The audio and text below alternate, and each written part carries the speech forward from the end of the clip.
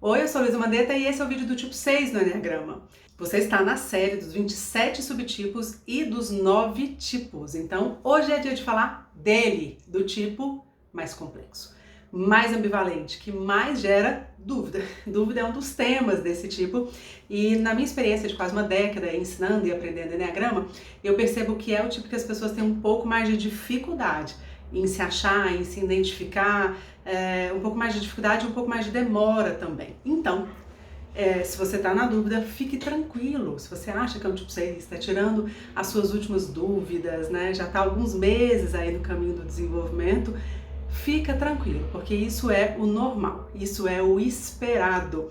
Essa professora que vos fala é uma tipo 6 com instinto sexual e eu digo que foi muito demorado para eu descobrir o meu tipo e eu digo que demorou anos para eu definir tipo e subtipo. Nós que somos tipo 6 temos dificuldade em definir coisas básicas, em decidir, em tomar decisões de coisas básicas do nosso dia a dia. Imagina definir de uma vez por todas o nosso tipo, o nosso subtipo, então calma, tá tudo dentro do esperado. A gente está falando de um dos tipos mais complexos, com mais nuances, com mais ambivalência. Nós vamos entrar daqui a pouco nos próximos vídeos, né, nos subtipos do tipo 6 e você vai perceber junto comigo que é dos subtipos, junto com o 4 talvez, o que tem mais diferença entre eles, tá? Então, vamos junto aqui que vai dar tudo certo, mas só no final. Bom, gente, vamos falar um pouco da infância, né? É bom entender, e eu sempre gosto de lembrar que não foi o que aconteceu, tá?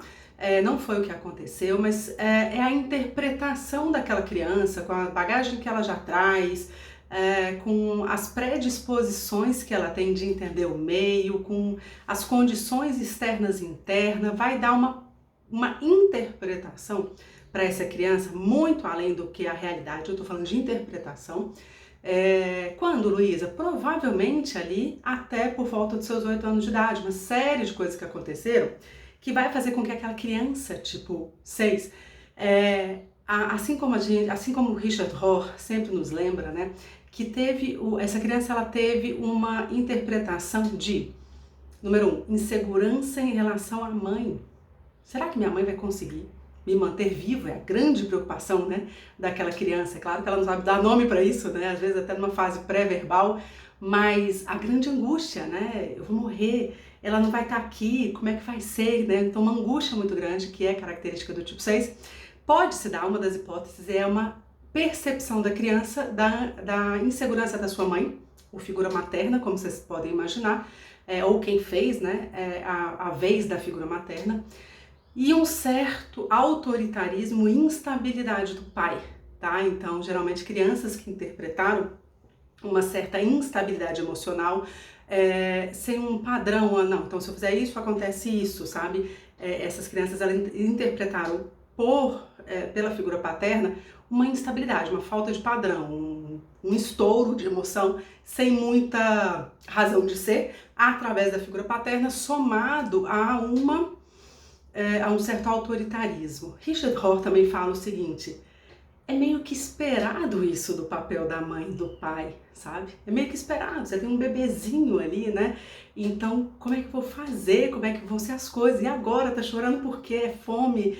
Né? O que tá acontecendo? Então, essa questão da insegurança da mãe e um certo autoritarismo da figura paterna é uma coisa um pouco até arquetípica, né? Até universal. E segundo ele, uma das hipóteses, né? Existem outras, mas uma das hipóteses para que esse tipo, o tipo 6, seja o mais numeroso entre nós. Então todo mundo você vai encontrar em encontros de professores de Enneagrama, né? E quando junta estudantes de Enneagrama, não foge muito à regra, tá, gente? Salvo algumas exceções, né? Ou, sei lá, empresas específicas, ambientes religiosos específicos, salvo algumas exceções, o maior número dos estudantes, o maior número das pessoas que são atendidas, né, pelos professores e mentores de Enneagrama são tipo 6. Então eu sempre digo, ou você convive com um. Então vamos entender como é que ele funciona, né? Bom, algumas características então da infância do tipo 6, tá? Ele se fixou ali no ponto 6 do Enneagrama, e o ponto 6 do Enneagrama ele está localizado no canto, né, na parte da tríade mental. Então a gente tem um vídeo aqui no canal que fala só sobre isso, mas o Enneagrama ele nos mostra os 9 tipos através das tríades, a tríade física, emocional e mental, e o 6 ele está na tríade mental. E além disso, ele está na tríade mental localizado no triângulo. Então ele é, junto com o 9 e o 3, que já tem vídeo aqui no canal, um dos tipos do triângulo, o que faz que fique tudo um pouco mais confuso, sabe? Tudo um pouco mais confuso porque em algumas explicações, em algumas linhas, você vai entender que ser do tipo do triângulo significa, entre outras coisas, meio que ter uma repressão, uma fuga, uma desidentificação com a própria tríade, sabe? E aí uma busca de força, uma busca de energia, um roubar de característica das duas tríades vizinhas. Então você vai encontrar tipo 6 ativo e assim, energético, sabe, com muito poder de comando, alguns deles com muita dificuldade em receber comando e com muita gana em estar no destaque, no palco, na liderança, até se confundindo com o tipo 8, é um dos... na Escola 963, né, que eu sou professora, e lá existe uma aula só de confusões dos tipos, eu falo um pouco sobre isso, mas uma das grandes confusões do mundo do Enneagrama, existem algumas que são clássicas, claro, mas uma grande confusão é do 6, tá? Um típico específico de 6, que eu explico daqui a pouco, com um 8, que talvez seja o mais... todos os tipos podem ser líderes, mas o líder mais natural, digamos assim, aquele menininho que é líder desde pequenininho. Então o 6, quando ele rouba essa energia do físico, você vai ver, assim, uma certa agressividade, e a agressividade também pode ser traduzida em realização, então muita realização. Você vai encontrar alguns tipos 6 na empresa que são uns touros para trabalhar, que tem uma facilidade muito grande em realizar coisas complexas, né? Apesar de ser inseguro muitas vezes, tá? Eu tô falando da localização no símbolo e daqui a pouco eu vou falar da paixão, mas a paixão eu já digo agora é o medo. A grande paixão do tipo 6, a que ele se fixou, é o medo. Mas terminando de falar aqui da localização no símbolo, é um tipo do triângulo, tá na tríade da mente, e uma coisa importante para lembrar é que então ele vai pegar essa energia do físico ou do emocional. E aí é interessante porque a gente vai conhecer tipo 6 tão diferentes um dos outros, né? E eu nunca me esqueço, e sempre compartilho isso com meus alunos, que uma vez um grupo, né, de estudo de Enneagrama, devia ter por volta ali de umas 60 pessoas, e foi fazendo-se os grupinhos, né?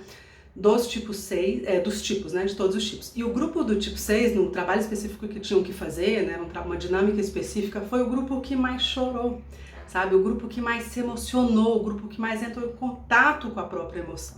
Então, como pode um mental ser tão conectado com as próprias emoções, ser tão, quando está desenvolvido, tão empático, tão ligado às dores do mundo, tão justiceiro, né? Ele tem, quando ele está desenvolvido, de novo, ele tem uma inclinação muito forte para o certo e errado, para o justo e injusto. É claro que em nível de desenvolvimento menor, isso vai ser um julgamento, né? Vai ser uma dificuldade de entender também o lado do outro, mas com a consciência ampliada, é um representante que vai ter muito claro, assim, quem ele tem que ajudar, quais são as prioridades, quem mais precisa dele, forte, né, a questão da lealdade e questões de apoio mesmo, né, de ser justo, isso é uma coisa forte para o 6. Bom, ele vai ser então um mental que pode pegar essas características do físico e que pode pegar essas características do emocional, tá bom? A gente vai ver bastante disso. O fato é que uma das traduções dele ser um tipo do triângulo e ter meio que uma ambivalência em relação à própria tríade, que é a tríade mental, vai fazer com que ele desconfie das próprias ideias, né? Vai fazer com que ele desconfie, que ele tenha dúvida das próprias ações. Então, somado a isso, a paixão é a paixão do medo, e o medo meio que empurra a pessoa para buscar segurança, para que ela esteja dentro de padrões que ela consiga controlar e prever. A gente vai encontrar um representante muito sedento por segurança, muito sedento por saber onde está pisando. Então, planejador, plano A, plano B, plano C, gostar das mesmas coisas, sabe? Então, vai no mesmo restaurante, estaciona na mesma vaga, gosta de ser servido pela mesma pessoa, tem dificuldade em lidar com pessoas muito diferentes, né? Então, tem dificuldade de acreditar até que aquela pessoa muito tão diferente dele, né, possa ser, por exemplo, competente, né? Então, a gente vai ver muito julgamento, muito preconceito. E a base desse julgamento e preconceito do tipo 6 se dá por causa do medo. Então, querendo ou não, ele vai preferir pisar em terrenos já conhecidos, tá? Só que a gente vai conhecer, obviamente, pelo menos 3 tipos diferentes de tipo 6 e outras, várias variações, mas de uma maneira geral, o 6 que a gente chama de 6 fóbico, ou seja, se identifica ao medo e meio que trava, e meio que, sabe, é meio freio de mão puxado, é meio, ele responde ao medo através de uma paralisia, sabe? Que é o 6 fóbico, o 6 autopreservação, a gente conhece nos próximos vídeos, e o 6 contrafóbico, né? Então ele tem medo e ataca o medo, né? Ele morre de medo de falar em público e fala para 300 pessoas, né? Ele meio que não se identifica muito com medo, sabe? Isso é um incômodo para ele, e a grande paixão dele, né? Alguns autores dizem que nem é o medo, é a ousadia. Então você vai ver um 6 contrafóbico, um 6 sexual e alguns 6 sociais também com traços contrafóbicos. E lembre-se, o 6 autopreservação também pode ter momentos contrafóbicos, tá? O 6 em geral, ele é engraçado porque ele espera coerência, ele espera previsibilidade dos outros, mas ele é um pouco imprevisível, sabe? Um pouco não, ele pode ser imprevisível. Então ele pode de vez em quando, aquela pessoa super cordial, como um 6 autopreservação, super cordial, super bom de trabalhar, muito, né, previsível até, e de vez em quando ele ataca, de vez em quando ele solta as garras e nem ele sabe direito o que ele fez. Então tem muito isso no 6, tem muito uma projeção no sentido de que ele acha que o outro vai trair, mas o desejo de traição tá lá dentro. Ele acha que o outro tá bolando alguma coisa, mas no fundo, ele que tem alguns pensamentos, sabe? Ele que tá inseguro, ele... Então, o que ele tem aqui dentro de mal resolvido, geralmente ele passa para fora. Então, ele transforma para o outro, né? Ele talvez viva uma vida de hipervigilância, né? Tá constantemente vendo se ele vai ser atacado ou não, vendo quem vai boicotar ele ou não. Você pode imaginar que nós, né, representantes do tipo 6, a gente tem uma mente cansada. A gente tem, de fato, né, uma exaustão mental, sobretudo quando a gente se desconecta do corpo. É claro que a gente está ligado ao ponto 9 do Enneagrama, como vocês podem perceber através do símbolo, a nossa contra-flecha é o 9, e isso explica um monte de coisa, entre elas que nós precisamos nos conectar com o corpo e sair desse trabalho de loucura mental constante, senão ninguém aguenta. Então tem uma série de coisas para fazer em relação ao desenvolvimento, mas esses são pontos centrais aí do tipo 6, que é o tipo que tem a paixão do medo e tem o medo mesmo, que é aquele medo que todo mundo tem, e tem um medo aparente. Isso é que pega o 6, sabe? Ele vive no futuro.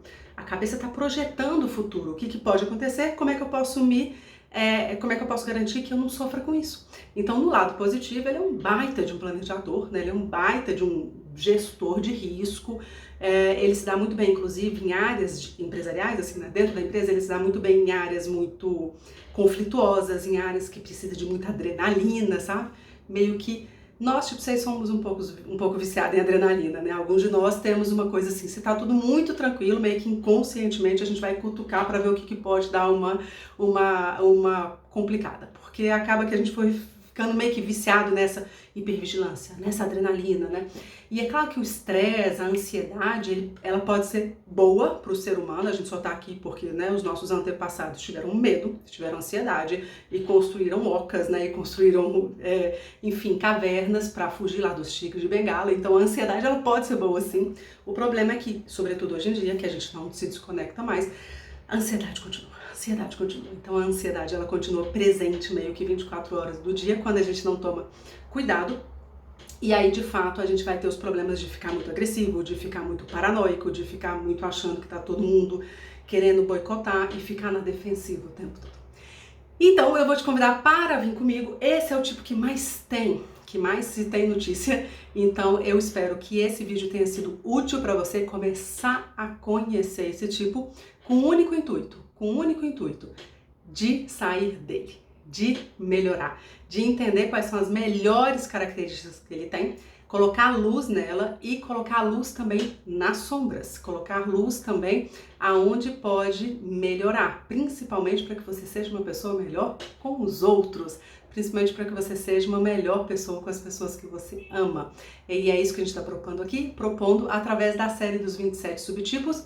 Comenta para mim se você tem alguma dessas características que eu citei aqui, comenta aqui nos comentários, compartilhe esse vídeo, se inscreva no canal se você quer acompanhar todos os outros vídeos que a gente vai falar, vamos passar pelos 27 subtipos e muito mais. Estou esperando vocês.